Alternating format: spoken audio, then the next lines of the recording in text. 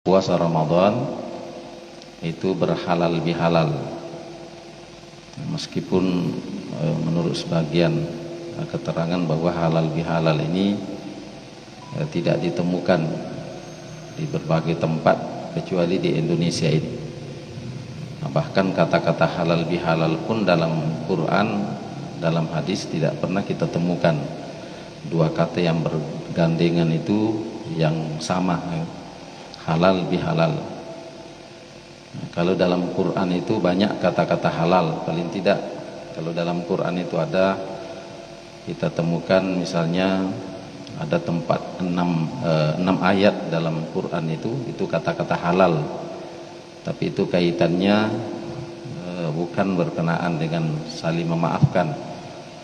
Di antaranya itu ada ayat lakum min rizqin faja'altum minhu haraman wa halala.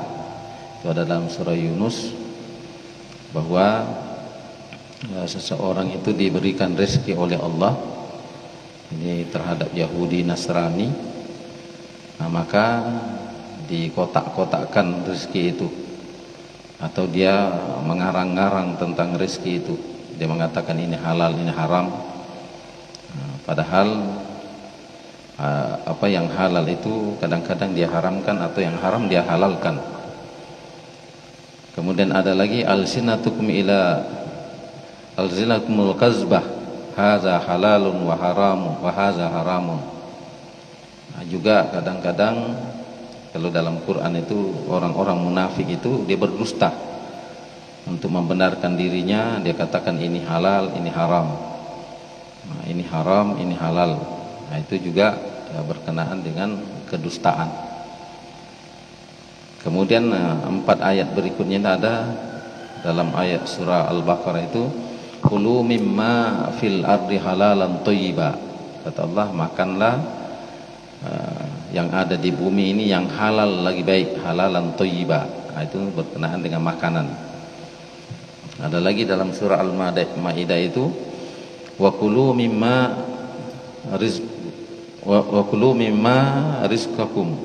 rizqakumullahu halalan thayyiba. Juga disuruh oleh Allah memakan sebagian dari yang dirizkikan oleh Allah yang halal lagi baik. Jadi berkenaan dengan makan.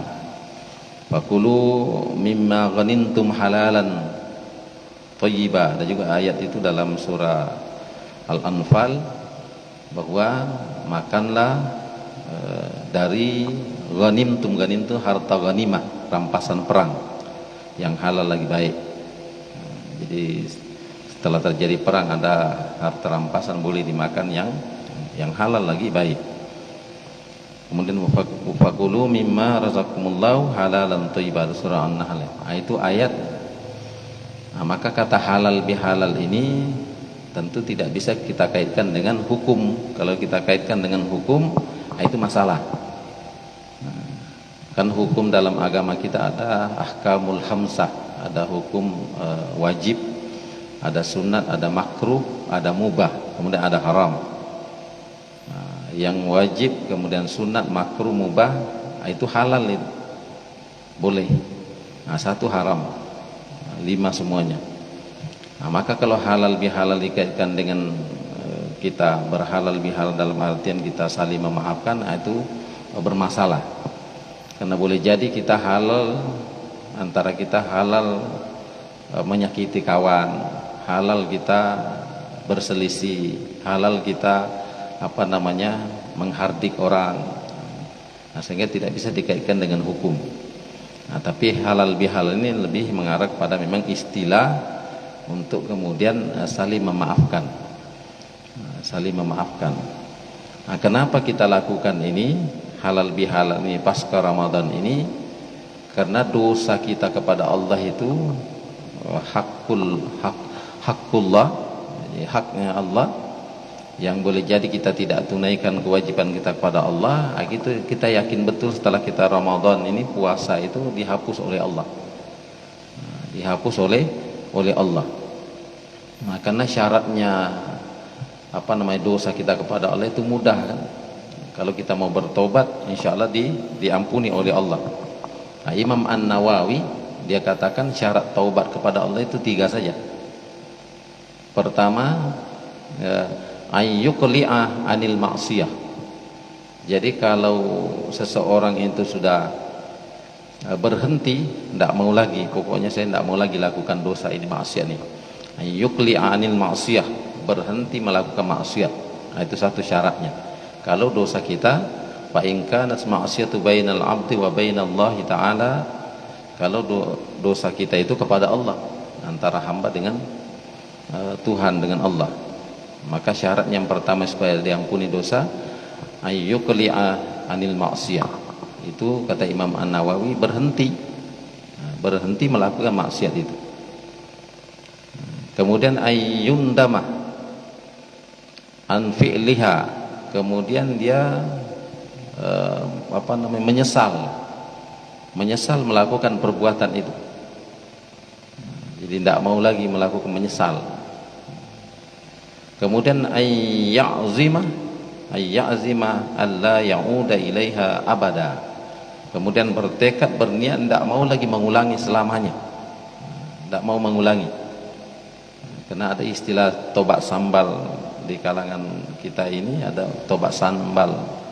Kalau dia makan yang pedas-pedas, wah, sampai kemudian dia saking latahnya, tobat saya tidak mau lagi makan, nanti ketemu makan lagi, katakan tobat sambal. Maka itu syaratnya 3. Yang menjadi persoalan itu kalau kaitannya kita dengan sama manusia, kaitannya dengan sama manusia. Wa in kanatil ma'siyatu tata'allaqu bi adamiyyin fa syurutiha arba'ah. Jadi tidak cukup syaratnya 3 kalau kita, hubungan kita, perselisihan kita kaitannya dengan manusia, sama anak cucu Adam. Jadi ada 4 syarat baru bisa diampuni oleh Allah, atau baru bisa diterima taubatnya seseorang itu kepada sama manusia kalau memenuhi 4 syarat. Yang 3 syarat sama dengan yang tadi, ke hubungan kita kepada Allah. Ayyuqli anil ma'siyah, berhenti melakukan maksiat itu. Ayyundamu ala fi'liha, kemudian tidak mau lagi melakukan, menyesal betul. Kemudian ayyuzima alla ya'uda ilaiha abada, kemudian bertekad tidak mau lagi mengulangi perbuatannya selamanya. Itu sama dengan kepada Allah. Tambahannya supaya kemudian diampuni, wa ayyabra'ah min haqqi sahibiha, mesti kemudian mengembalikan kepada orang yang kita sakiti, yang kita zolimi. Baru kemudian terampuni dosa kita antar sama kita manusia. Maka wa in kanat malan au nahwahu raddahu ilaih, maka dikatakan oleh Imam An-Nawawi, kalau dia kezaliman itu ngambil harta orang atau yang semacamnya, kan mesti dikembalikan. Ada barang orang kita ambil, katakanlah dicuri, maka kita bawa, kembalikan. Pak, ini barang bapak dulu saya curi. Tidak ada kita berani Pak begitu kalau ini kan. Baru kemudian ini, wa in kana hadda hasbin wa nahwaha makkanahu bi wa talabul afwa, atau boleh jadi ada haknya orang yang kita ambil, atau misalnya ada orang tertuduh dan lain sebagainya, melakukan perbuatan, kemudian memang dia mengakui, maka mesti kemudian dia meminta maaf, atau kemudian dia membayar kalau misalnya itu merupakan hak. Misalnya dia pernah membunuh keluarganya, pergi ngasih tahu saya pernah bunuh. Nah itu memang risikonya berat. Kemudian wa in kana ghibatan istahallat minha, atau kita misalnya mengghaibah orang. Mengghaibah itu menceritakan keburukan yang sebenarnya memang pelakunya seperti itulah, tapi dia tidak ada, sehingga namanya ghaibah. Kalau kita ngarang-ngarang namanya fitnah. Maka istahallat, pergi kita minta dihalalkan. Itu beratnya. Maka karena berat syarat yang keempat ini, dan itulah yang menjadi ketentuan bisa terampuni dosa kita antar sama manusia, maka itulah tadi salah satu yang kita lakukan, berhalal bihalal setelah Ramadan ini. Maka bahasa yang kita gunakan singkat saja, mohon maaf lahir batin. Karena kalau kita mau mengungkapkan semua, saya pernah ceritakan keburukan bapak, saya pernah memfitnah bapak, saya pernah jengkel sama bapak, berat betul kalau kita mengungkapkan semuanya itu. Maka kita singkatlah dengan bahasa mohon maaf lahir dan batin, bahkan ditambah minal aidin wal faizin. Ada yaud itu artinya kembali. Mari kita sama-sama kembali suci, minal aidin wal faizin, dan kita sama-sama mendapatkan keberuntungan. Nah, itulah yang menjadi dasar kenapa kita kemudian berhalal bihalal. Karena antara kita sama manusia ini yang kita khawatirkan. Kalau dengan Allah, insya Allah kita yakin itu tadi diampuni oleh Allah Subhanahu Wa Taala. Tapi antara sama manusia tidak akan terampuni ketika memang belum kita kemudian saling memaafkan. Yang berat itu kalau dia sudah meninggal. Yang berat itu kita minta apa kalau tidak ada lagi orangnya. Tidak ada lagi orangnya, hilang, atau kita pindah tempat, banyak orang kita sakiti, dan itu amat sangat berbahaya. Kenapa halal bihalal ini juga penting? Kata ulama bahwa nanti di akhirat tidak bisa lagi kemudian kita saling memaafkan, tidak bisa. Maka kata Nabi Sallallahu Alaihi Wasallam kepada sahabatnya, atadruna anil muflis.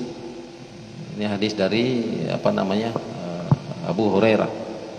Dia kata Nabi Sallallahu Alaihi Wasallam, wahai sahabatku, tahukah kamu siapa orang yang muflis? Muflis itu bahasa kita bangkrut. Bangkrut itu rugi, tidak punya apa-apa. Maka kata sahabat, qalu al-muflis, al-muflisu man la dirhamun wala mata'. Wahai Rasulullah, yang muflis itu, yang bangkrut itu yang tidak punya uang, malla dirhamun, tidak ada uangnya, wala mata, tidak ada barangnya, tidak ada bendanya, tidak ada yang dimiliki, itu yang muflis. Nah, ternyata bukan itu yang dikatakan bangkrut, kata Nabi. Faqala, kata Rasulullah sallallahu alaihi wasallam, annal muflisah, sesungguhnya yang dikatakan bangkrut itu min ummati, dari umatku, mayyati yaumal qiyamah, yaitu orang yang datang nanti pada hari kiamat, bisolatin, dia bawa pahala salat, salatnya banyak, salat sunatnya, apalagi salat wajib tidak pernah ditinggalkan, wasiyamin, dia puasa Ramadan 1 bulan, ditambah lagi puasa-puasa sunat, kemudian termasuk puasa sunat hari sekarang ini puasa Syawal kan. Man shoma ramadanan tsumma taba'ahu sittan min Syawal fa ka'annama qasiyamid dahr. Orang yang puasa 6 hari setelah Ramadan di bulan Syawal ini maka sama dengan puasa 1 tahun. Banyak puasa dia bawa, kata Nabi. Wa zakatin, dia juga zakat. Zakat malnya nanti keluarin, zakat fitrahnya juga telah dibayar. Tapi apa kata Nabi sallallahu alaihi wasallam? Wa ya'ti wa kaz syatama hadza. Kemudian dia datang nanti di hari kiamat itu ternyata banyak orang dicaci makinya, banyak orang disakitinya. Maka itu dia bangkrut. Wa kasabu hadza, dia nuduh orang berzina dan lain sebagainya, suka nuduh. Wa akala malan haza, dia pernah makan harta orang tanpa izin. Wa syakafa dama haza, dia pernah mengalirkan darah orang, dia pernah bunuh orang. Wa daraba haza, dia pernah mukul orang. Itu yang bangkrut dia. Padahal sholatnya bagus, puasanya bagus, zakatnya bagus, infaknya bagus. Ternyata ada kezalimannya kepada seorang. Maka apa kata Rasulullah SAW? Fayu'ta haza min hasanatihi wa haza min hasanati fa in faniyat hasanatuhu qabla an yu'ti ma alaih. Maka karena dia punya hutang, kezaliman, maka tidak bisa lagi kita bayar dengan dirham, tidak bisa lagi kita bayar dengan uang. Kalau di dunia bisa. Bisa ada orang kita bunuh, pergi minta maaf, tidak mau dimaafkan, ditebus dengan dia minta diberikan misalnya santunan, bisa selesai. Tapi kalau di akhirat tidak ada. Apa kata Nabi? Mesti dibayar. Fa yu'ta hadza min hasanati. Cara membayarnya nanti di akhirat itu, kalau ada sangkutan kita kepada sama manusia, maka dibayar dengan hasanat, dengan pahala. Oh, pahala kita banyak, nah gitu kita pakai bayar.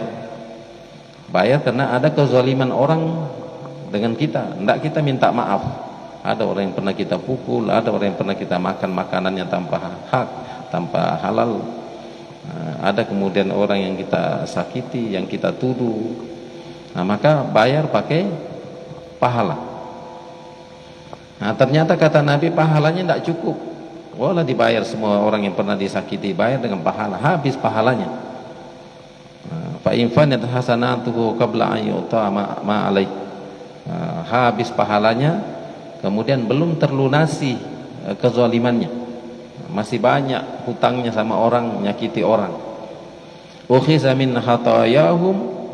Maka caranya kata Allah, dosa orang pula diambil lagi. Nah, sudahlah amal habis, dosa orang diambil untuk menebus.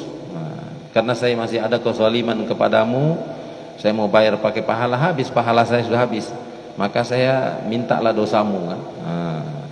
Saya minta dosamu biar saya nanggung. Nah, itu apa namanya di akhirat. Nah, maka inilah pentingnya kita berhalal bihalal supaya terlepas apa namanya kita sangkutan kita sama manusia. Nah, saya katakan bagaimana kemudian yang sudah tidak bisa lagi kita minta maaf, mengembalikan kezaliman tadi. Nah, sudah meninggal dunia, maka cari ahli warisnya, ya. Cari ahli warisnya, minta ini kepada ahli warisnya, anaknya. Tidak pula kita ketemukan lagi ahli warisnya untuk mengembalikan kezaliman itu, ada haknya pernah kita ambil, maka kita kembalikan kepada ahli waris. Tidak ada lagi ahli warisnya, telah habis semua. Maka kata ulama, satu-satunya cara adalah kita mendoakan orang yang pernah kita sakiti. Kemudian kalau kita diberikan rezeki oleh Allah, maka kita berinfak, bersedekah untuk yang pernah kita sakiti. Ada uangnya pernah kita ambil, kita berhutang sama dia, tidak bisa lagi kita kembalikan, masukkan dalam masjid uang itu dengan niat, ya Allah saya peruntukkan pahalanya untuk almarhum. Siapa orang yang mempiutangi kita, begitu beratnya. Kalau tidak, maka nanti kita khawatir di akhirat itu pahala kita habis. Nah, itulah cara ketika kita tidak lagi menemukan orang yang pernah kita sakiti. Nah, kemudian juga ada tuntunan dari Nabi SAW menurut satu hadis, bahwa ada sahabat Nabi SAW. Sahabat Nabi itu apa namanya, dikatakan dari Anas bin Malik. Jadi ada sahabat Nabi dari Ansar. Dia kata Anas bin Malik, kami itu kunna julusan, kami itu duduk-duduk dengan Nabi SAW. Ma'a Rasulillah SAW, kami suatu saat duduk bersama Rasulullah dengan beberapa sahabat. Faqala yatla'u alaikumul an. Tiba-tiba Nabi ngomong, bersabda Nabi. Apa kata Nabi SAW? Wahai sahabatku, yatlu'u alaikumul an. Nanti kau lihat, kata Nabi, akan ada orang di antara kita ini, atau ada orang nanti yang lewat di depan kita ini, al-an rajulun min ahlil jannah. Supaya kau tahu bahwa nanti orang yang lewat itu penghuni surga. Jadi banyak Nabi SAW menyebutkan sahabatnya itu penghuni surga. Di antaranya sahabat Ansar ini. Dia penghuni surga, sehingga seluruh sahabat itu yang hadir itu penasaran, kok bisa dia penghuni surga, apa amalannya. Fatala rajulun minan ansari. Tidak lama kemudian muncul seorang laki-laki dari Ansar, dari orang Madinah. Tantalifu lihyatuhu min wudu'ihi. Yang jenggotnya itu masih basah karena habis mengambil air wudu. Lewat, tidak mampir dia. Lewat sahabat itu penghuni surga. Sehingga sahabat ini ada namanya Abdullah bin Amr, ikut juga duduk di sisi Rasulullah SAW. Maka minta izin kepada Nabi, ya Rasulullah, izinkan saya mau nyusul orang itu, saya mau nanya apa amalannya. Sampai disusul sampai ke rumahnya. Sampai Abdullah bin Amr ini minta izin untuk menginap, kan? Dalam aturan Islam itu kalau kita nginap di rumah orang itu paling lama 3 hari. 3 hari itulah maksimal dikasih batas Nabi kalau kita numpang nginap di rumah orang. Jadi kalau kita nginap di rumah orang 7 hari itu menyalahi itu, Pak, kan? Mendingan 3 hari di rumahnya, ke hotel 4 hari kalau kita 1 minggu, kan? Kecuali mungkin keluarga dekat, memang saudara, tidak ada masalah, sebulan pun tidak ada masalah. Tapi kalau orang lain maka 3 hari saja, meskipun orang itu nahan, pokoknya nginaplah sampai seminggu 10 hari. Nabi memberikan ketentuan 3 hari saja. Maka Abdullah bin Amr ini sampai minta izin untuk nginap, diizinkan oleh sahabat Ansar. Nginaplah dia. Ternyata Abdullah bin Amr tidak tidur semalaman. Dia mau meneliti apa amalannya sahabat ini sehingga dia penghuni surga. Diteliti, ternyata tidur juga. Sahabat Ansar tidur. Kemudian dia bangun, biasa saja, sama saja dengan sahabat-sahabat lain, tidak ada keistimewaan. Siangnya juga begitu, tidak ada amalan yang khusus. Sehingga malam berikutnya masih minta izin untuk nginap, malam berikutnya juga teliti seperti itu, sampai malam ketiga tidak ada yang istimewa. Sehingga ketika sudah 3 hari itu, kata Abdullah bin Amr, berterus terang dia, kenapa saya minta izin nginap di tempatmu ini? Saya sebenarnya ingin menyelidiki tentang kepribadianmu, amalanmu seperti apa, ibadahmu kepada Allah itu seperti apa. Karena Nabi sudah menetapkan kamu ini penghuni surga. Maka saya penasaran betul, saya ingin juga seperti anda. Kata sahabat Ansarnya, kau lihatlah, tidak ada yang istimewa bagi saya, tidak ada, biasa-biasa saja. Kata sahabat ini, pasti ada, kata Abdullah bin Amr, pasti ada yang istimewa, ada yang amalan-amalan yang kau sembunyikan. Sehingga sahabat Ansar ini mengingat-ingat, dia katakan bahwa memang ada amalan saya itu kalau saya mau tidur.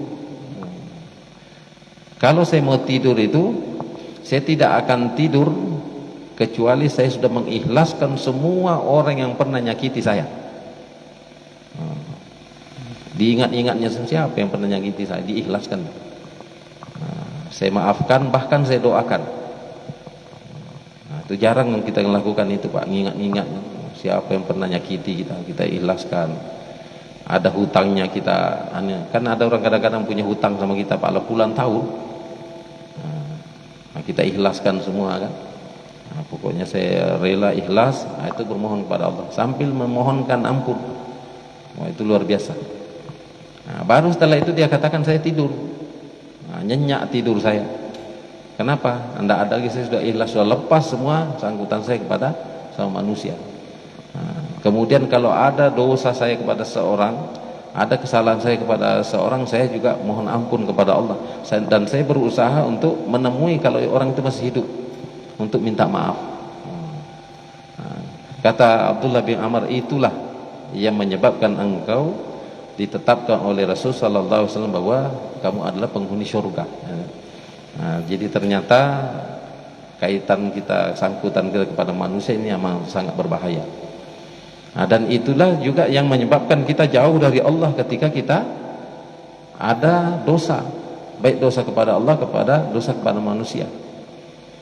Kan Nabi Adam alaihissalam itu, Pak, Nabi Adam alaihissalam itu ketika kemudian di dalam surga itu ditempatkan oleh Allah bersama istrinya Hawa, kan ada satu larangan, wala taqraba hazihi syajarah. Kata Allah, wahai Adam, jangan kau dekati, Adam dan Hawa, wala taqraba, jangan kau dekati berdua, itu musanna, pohon ini, hazihi syajarah, pohon ini jangan kau dekati. Ternyata fawaswasa lahuma syaitan, digoda keduanya. Kan ada orang bilang yang digoda itu Hawa, katanya, oleh iblis digoda Hawa sehingga dimakan buah khuldi itu. Kalau Quran mengatakan fawaswasa lahuma, keduanya digoda syaitan, digoda iblis sehingga memakan buah khuld itu. Waswasa lahuma syaitan, tergoda keduanya dimakannya, didekatinya pohon itu, dimakan buahnya al-khuld. Maka dia melanggar. Pada saat dia sudah melanggar itu, yang Allah tadinya membuat aturan jangan dekati. Setelah kemudian dia melanggar, Allah murka. Apa kata Allah dalam surah Al-Anfal itu? Ayatnya itu wanadahuma rabbuhuma alam anhakuma antilkahuma syajarah. Jadi kata Allah, wanadahuma, Allah itu memanggil dari jarak jauh. Wanadahuma, berseru, wahai Adam dan Hawa, ya. Berserulah Allah dari jarak jauh. Alam anhakuma, kenapa kata Allah itu kamu melanggar? Saya kan sudah larang, jangan dekati pohon itu. Alam anhakuma antilkahuma syajarah, saya sudah larang kamu jangan kau dekati pohon itu. Jadi dia melanggar. Nah, yang menarik di sini kata ulama, waktu Adam dan Hawa itu belum berdosa, maka Allah mengatakan hazi syajarah. Hazi itu, haza itu dalam bahasa Arab namanya ismul isyarah, kata tunjuk, lil qarib, dekat. Haza, ini. Jadi kalau kita mengatakan ini, pasti benda itu yang kita katakan ini dekat dengan kita. Hazi syajarah. Jadi waktu Allah dan Adam itu, Adam dan Hawa belum berdosa itu, Allah dengan Adam itu dekat betul. Sampai kata Allah hazi syajarah, pohon ini, jangan kau dekati pohon ini. Jadi bahasa kiasannya itu bahwa seolah-olah Adam dan Hawa itu dekat betul, kemudian ditunjuknya pohon itu oleh Allah. Hazi syajarah, kau dekati pohon ini. Setelah kemudian Adam dan Hawa itu berdosa, maka wanadahuma rabbuhuma alam anhakuma antilkahuma syajarah. Maka setelah dia berdosa, melanggar tilkahuma syajarah, Allah kemudian katakan, kenapa dekati pohon itu? Waktu belum berdosa Allah katakan pohon ini, waktu sudah berdosa pohon itu. Apa artinya itu? Kata ulama, yang dikatakan tilka syajarah itu, pohon itu tilka itu namanya ismul isyarah lil ba'id, kata tunjuk yang menunjukkan jauh. Kalau kita mengatakan itu, berarti benda itu jauh. Kenapa kau dekati pohon itu? Waktu dia belum berdosa, kenapa kau dekati pohon ini? Setelah dia berdosa, kenapa kau dekati pohon itu? Berartilah jauh Allah itu dari Adam. Sehingga Allah itu berseru dari jarak jauh, wahai Adam dan Hawa, kenapa dekati pohon itu? Kata ulama, itulah isyarat dari Allah bahwa ketika seorang hamba itu telah berdosa kepada Allah atau kepada sama manusia, maka Allah itu menjauh. Allah itu tidak dekat lagi dengan kita. Sudah jauh, menjauh Allah. Kenapa? Ada kotoran, ada dosa pada diri kita. Kalau sudah ada dosa, itulah yang mengakibatkan dosa itu akan senantiasa bertambah. Ada pernah kita sampaikan itu bahwa seseorang kalau sudah punya dosa itu kemudian dia tidak bertobat, dosa itulah yang menarik dosa-dosa lain, seperti besi berani. Maka orang kalau sudah punya dosa dalam dirinya itu kemudian dia tidak bertobat, banyak akibatnya. Pertama, kalau dalam hadis itu tidak pekah, tidak sosialnya, ndak ini orang menderita apapun ndak ada rasa sedih, ndak ada rasa kasihan, ya kan? Hilang itu, ditutup oleh Allah mata hatinya itu, ndak ada rasa iba sama orang, ndak ada rasa kasihan sama orang. Maka ada hadis itu disebutkan Rasul sallallahu alaihi wasallam juga dari Abu Hurairah, dia pernah ada sahabat namanya Zaid, Usama bin Zaid, Usama bin Zaid. Jadi Usama itu anaknya Zaid. Jadi Usama ini suatu ketika dia datang kepada Rasulullah. Kenapa dia datang? Sahabat-sahabat Nabi itu ketika Nabi menyampaikan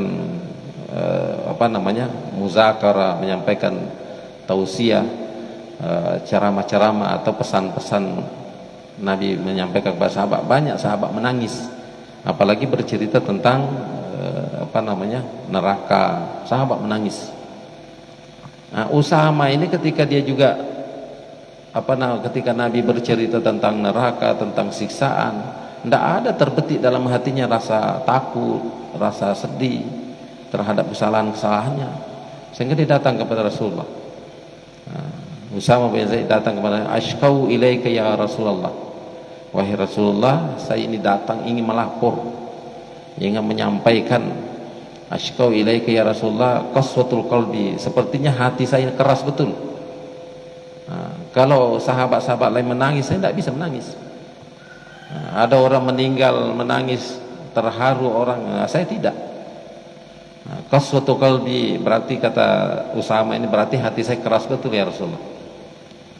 Keras hati saya.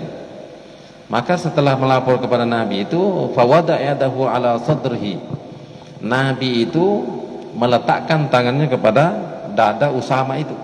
Maka ada istilah ruqyah itu, Pak.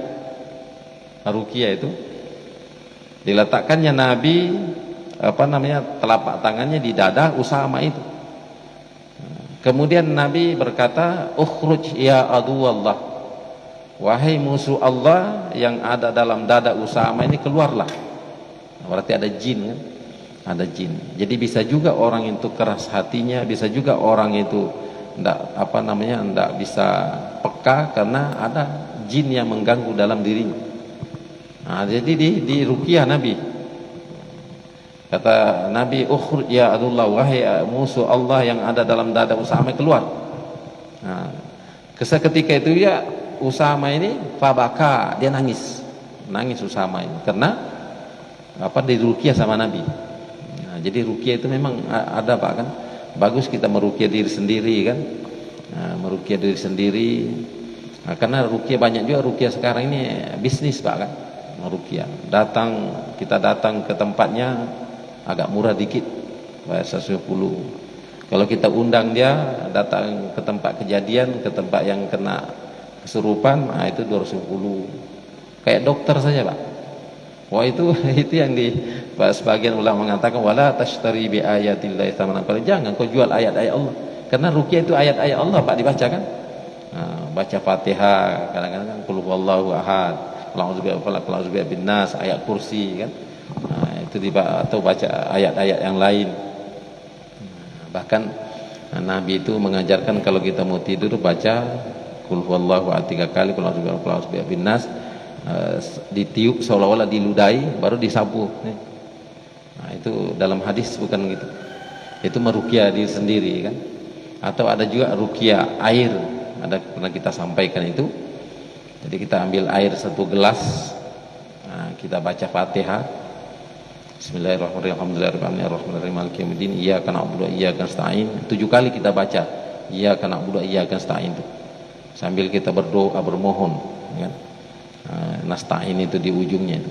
Baru siratal ladzina an'amta 'alaihim. Baru kemudian baca Bismillahirrahmanirrahim. Bismillahirrahmanirrahim. Bismillahirrahmanirrahim. Bismillahikafi. Bismillahirmu'afi. Bismillahiwafi. Bismillahirabbis samawati wal ardh. Kemudian bismillahilladzi la yadurru ma'a ismihi syai'un fil ardi wala fis sama' wa huwas samiul alim. Itu baru kita minum kan. Bagusnya kata ulama kalau subuh hari, seperti tadi kita bangun tuh langsung minum air, ambil 1 gelas air putih, kita baca itu meruqyah diri sendiri. Karena boleh jadi syaitan itu ada dalam diri kita, jin itu kan. Karena kata Nabi, syaitan itu tajrid dam, dia masuk melalui peredaran darah, melalui urat-urat saraf kita masuk deh, mengganggu sehingga susah kita bangun, susah kita ibadah, susah kita kemudian berzikir kepada Allah. Itu ruqyah. Jadi setelah kemudian sahabat tadi ini menangis, Usama ini menangis, summa qala Rasulullah sallallahu alaihi wasallam, kemudian Nabi bersabda, jumudul aini min kaswatil qalbi. Jadi orang itu kata Nabi kalau tidak mau menangis, ada orang memang tidak mau menangis, mati orang tuanya pun tidak menangis dia, saking kerasnya hatinya. Jumudul ain min kaswatil qalbi, orang kalau tidak mau nangis itu kata Nabi memang hatinya keras. Keras boleh jadi itu tadi memang diganggu jin, setan, atau jadi memang banyak dosanya. Maka Wa qassatul qalbi min kasratiz dzunub. Penyebab pertama kata Nabi itu orang hatinya keras itu adalah min kasriz dzunub, karena banyaknya dosanya. Wa qassatul qalbi, kerasnya hati, min kasriz dzunub, karena banyak dosa. Nah, maka itu tadi Pak, kalau dosa kita kepada Allah bolehlah jadilah bersih, tapi dosa kita kepada sama manusia, nah, itu yang membuat hati kita keras. Nah, keras hati itu tidak peka, keras hati itu mata pun tidak mau menangis. Nah, ada orang kan kadang-kadang Pak nonton TV saja yang sedih nangis dia. Nah, itu menunjukkan kata ulama, orang kalau mudah menangis itu menunjukkan hatinya, mata hatinya itu masih bersih, masih basiranya itu masih ini. Nah, sehingga pekah sekali. Wa kathratuz dzunub min nisyanil maut. Orang kata Nabi kalau banyak dosanya, min nisyanil maut. Nah, itu biasanya orang itu kata Nabi banyak lupa kematian. Maka ada orang dalam hidup ini Pak, pokoknya apapun dia lakukan, haram dilakukan, maksiat dilakukan, karena dia lupa dia mati. Padahal Nabi katakan bahwa isma syi'ta fa innaka mayyitun. Nah, berbuatlah seenakmu kata Nabi kan, dan itu ungkapan dari Jibril. Berbuat saja seenakmu. Fa innaka mayyitun, nanti kematian itu datang kepadamu. Al mautu baktah. Nah, yang kita khawatirkan datang kematian tiba-tiba saja. Tidak sakit, tidak apa, kita dalam keadaan tidak ibadah, datang malaikat mau mencabut. Jadi orang pada umumnya kata Nabi kalau banyak dosanya banyak lupa kematian, lupa dia mati, sehingga dunia saja terus. Wa nisyanul maut min tulil amal.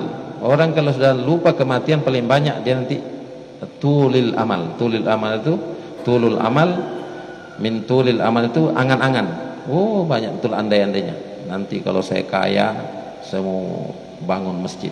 Nanti saya kaya mau bangun madrasah. Nanti saya kalau banyak duit mau nyumbang. Oh, banyaknya cita-citanya. Nanti setelah kaya pun tidak ini. Nah, tapi itu sebatas angan-angan saja. Oh, angan-angan. Tidak ada kenyataannya, karena memang tidak ada ikhtiar untuk arah ke situ. Berangan-angan saja. Wa nisyanul maut min tulil amal. Orang kalau banyak lupa kematian, maka orang itu dihinggapi penyakit mudah atau selalu berangan-angan. Nantilah saya kalau kaya, nantilah saya, nanti terus seandainya berandai-andai. Wa tulil amal min hubbid dunya. Orang kalau panjang angan-angan, banyak bercita-cita tanpa kemudian ikhtiar, min hubbil dunya. Nah, itulah bukti bahwa dia itu sudah cinta dunia, sudah terikat hatinya dengan dunia. Min tulil amal wa tulil amal min hubbid dunya. Panjang angan-angan menunjukkan bahwa dia telah cinta dunia. Wa hubbud dunya ra'su kulli khati'ah.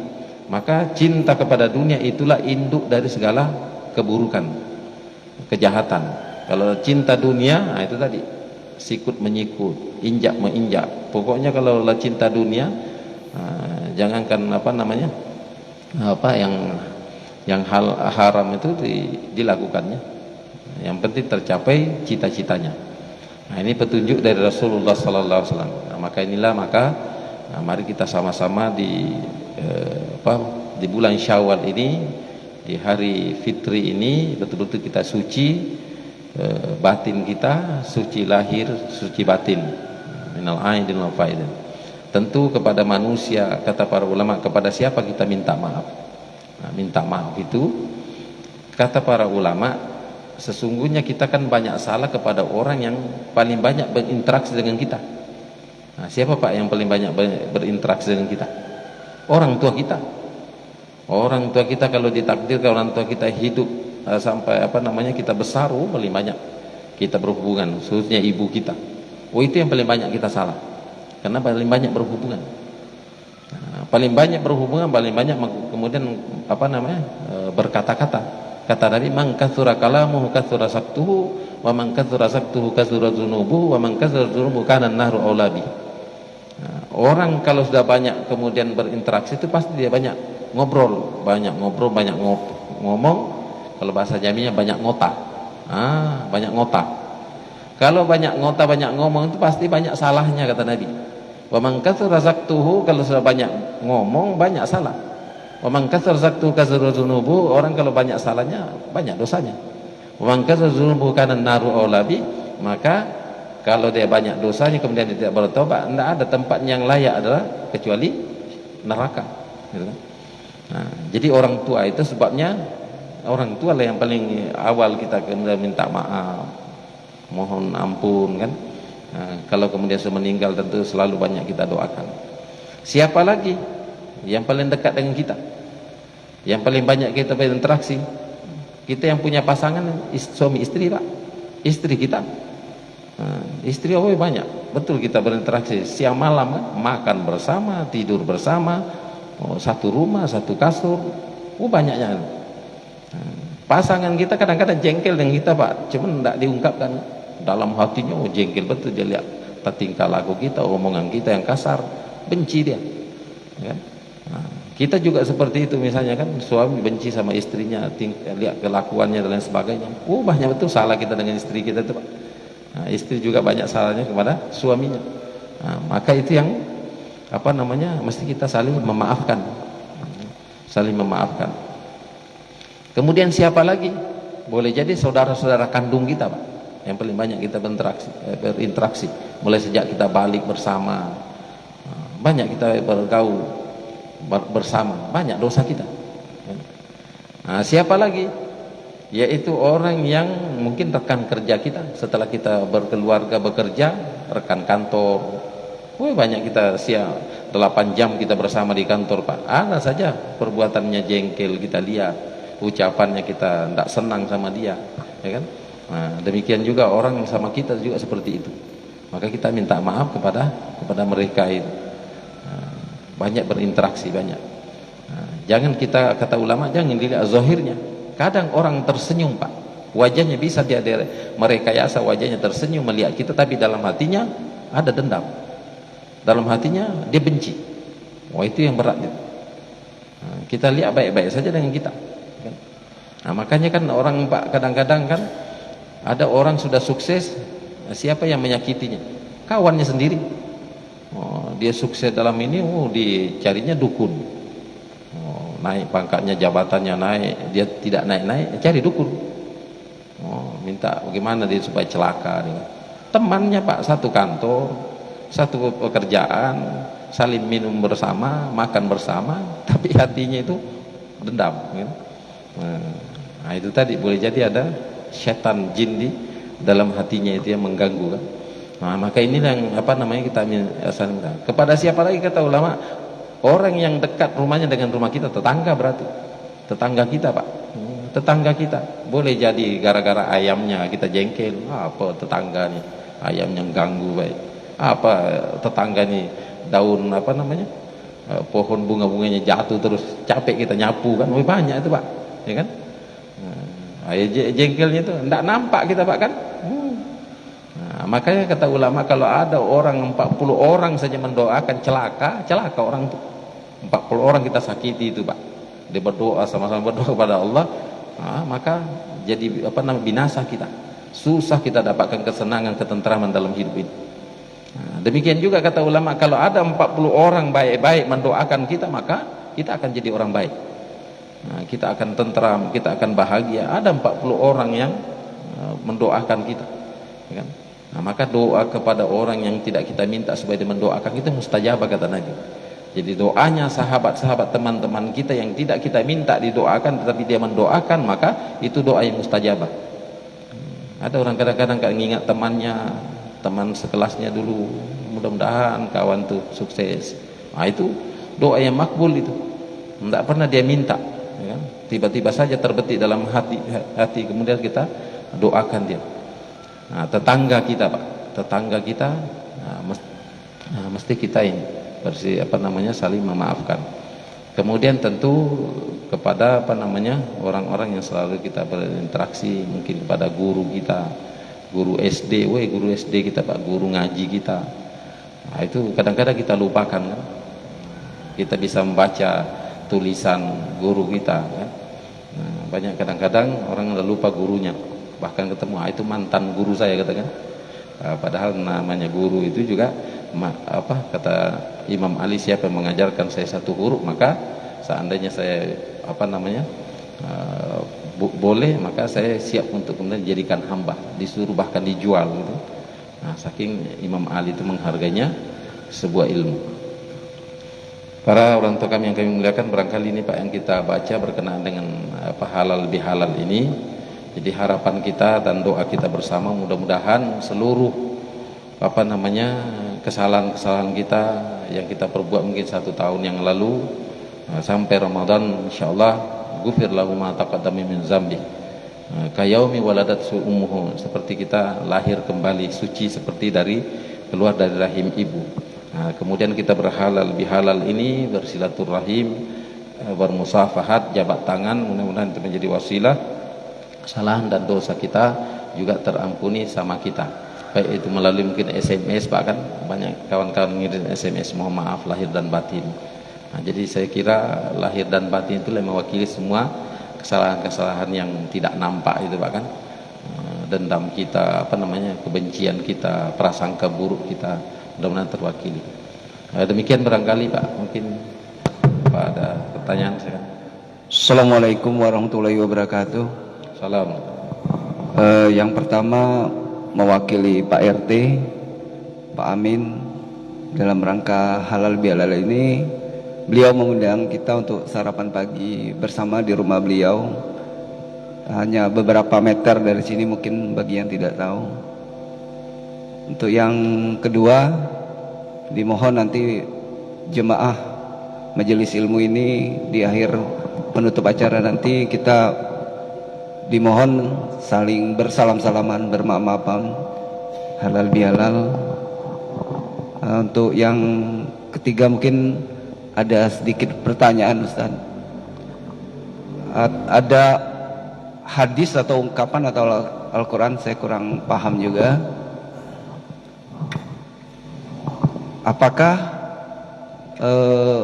bisa salah satu makanan hati itu katanya ilmu, tentunya ilmu agama. Katanya kalau kita tidak mendapat ilmu atau mencari ilmu, kalau tidak salah 3 hari itu hati bisa mati. Apa yang dimaksud hati mati di sini karena tidak menuntut ilmu? Apakah betul ungkapan itu?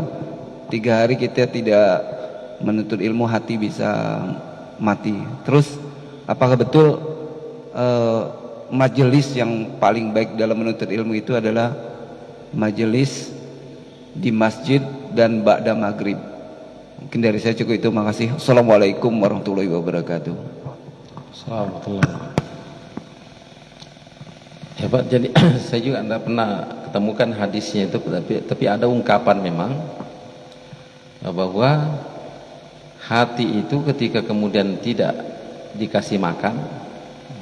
Jadi yang saya tahu itu kalau dalam kitab itu bahwa makanan, kan makanan fisik ini Pak, tubuh jasad kita makanannya yang ada di bumi itu yang halal dan thayyibah, makanan kalau kita ini beras dan lain sebagainya, itu makanan fisik. Nah, kemudian ada makanan rohani,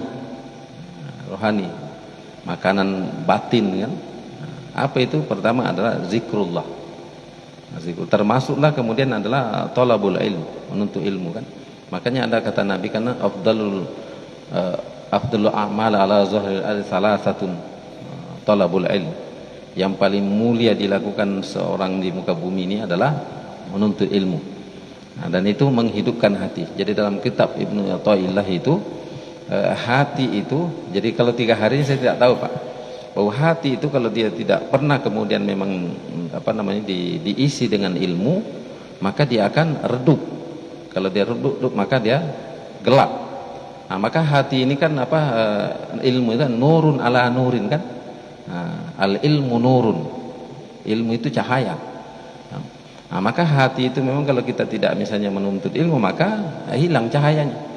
Hati itu akan gelap. Kalau sudah gelap maka susah untuk kemudian mendapatkan hidayah dari Allah. Nah, maka itulah sebabnya ada istilah dalam hadis itu, ada kalbun aswad kan, ada hati yang hitam, ada yang abyad, ada yang putih. Yang putih itu yang itu tadi dilakukan dengan berbagai macam zikir dilakukan, kemudian amal-amal ibadah, kemudian ditambah dengan talabul ilm, talabul ilm. Jadi secara yang saya tahu itu bahwa memang untuk ilmu itu menghidupkan hati itu akan hidup, maka orang kemudian akan semangat beribadah itu kalau hatinya hidup. Salah satu yang menghidupkan hati itu adalah ilmu itu.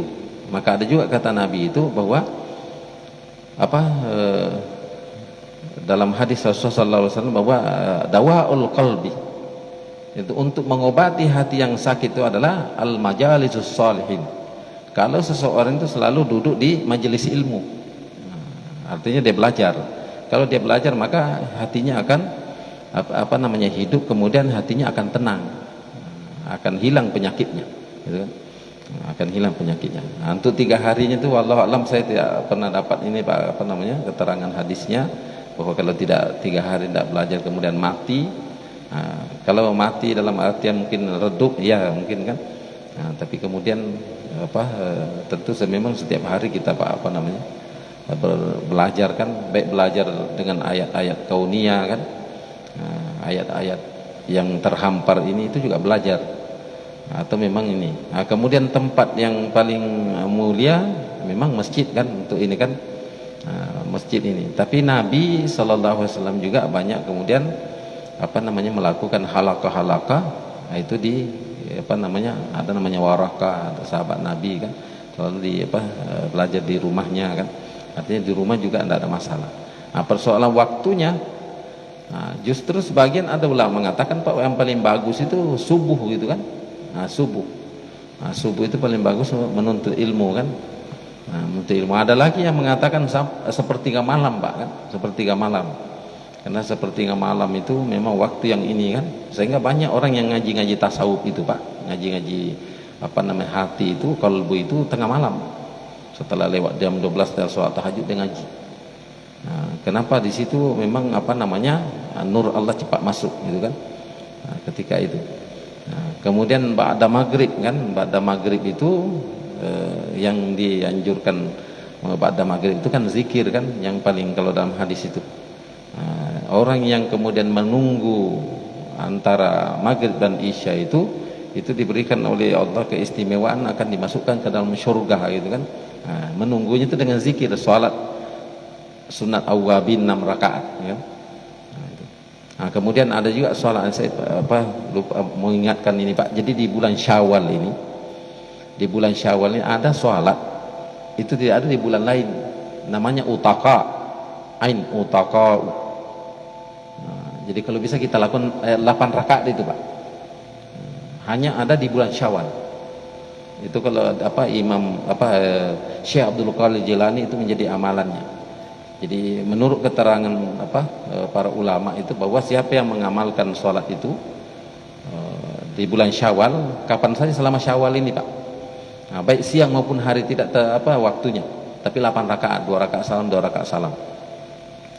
Itu fadilahnya itu akan diberikan oleh Allah ilmu hikmah. Ilmu hikmah itu ilmu batin itu Pak kan, artinya mudah-mudahan kita dibukakan hati itu menjadi orang yang ma'rifat.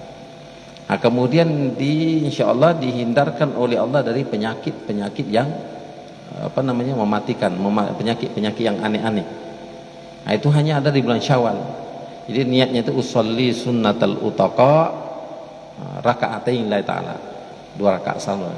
Surahnya itu setelah baca Fatihah itu baca Al-Ikhlas 15 kali. Itu saja berulang Pak. Enak salatnya. Kalau kita kerjakan itu tidak sampai setengah jam Pak, kan? Baik waktu duha juga tidak apa-apa, waktu pagi kan, malam. Kalau ulama itu dia katakan paling tidak di bulan Syawal 3 kali lah kita lakukan minimal. Mau tiap malam juga tidak apa, tiap hari juga tidak apa-apa. Itu barokahnya luar biasa, kan? Luar biasa ini. Jadi untuk mendapatkan ilmu hukam, untuk dibukakan mata hati kita oleh Allah Subhanahu wa taala, hanya ada di bulan Syawal. Kalau ulama-ulama itu diamalkan itu Pak kan.